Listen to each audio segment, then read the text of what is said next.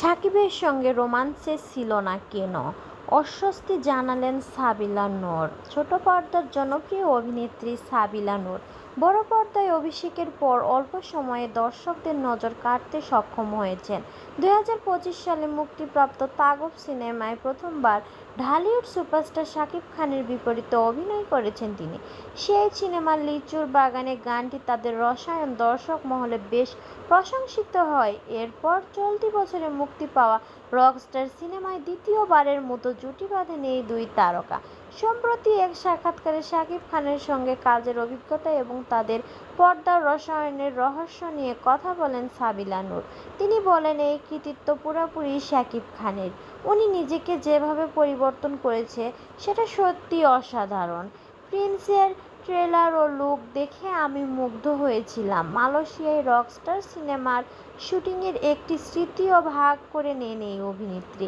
তিনি জানান, শুটিংয়ে যোগ দিতে এসে শাকিব খানকে দেখে তিনি বিস্মিত হয়েছিলেন। সাবিলা বলেন, মালয়েশিয়াতে শুটিংয়ের জন্য শাকিব ভাই যখন এলেন, কয়েক মুহূর্তের জন্য আমি চমকে গিয়েছিলাম। মাত্র 7 থেকে 10 দিনের মধ্যে নিজেকে এমনভাবে বদলে ফেলেছিল যে তাকে একেবারে তরুণ টিনেজারদের মতো লাগছিল।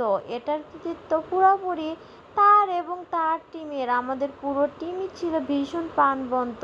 সেই পরিবেশ থেকেই পর্দার রসায়নটা এত সুন্দর হয়েছে। সিনেমায় শাকিব খানের সঙ্গে একাধিক রোমান্টিক দৃশ্যে অভিনয় করেছেন সাবিলা। এমন দৃশ্যে অভিনয়ের সময় কোনো অস্বস্তি হয়েছিল কিনা এমন প্রশ্নের জবাবে তিনি বলেন, ক্যামেরা রোল হওয়ার পর উনি আর শাকিব খান থাকেন না, আমিও সাবিলা নূর থাকি না। তখন উনি আগুন আর আমি মীরা।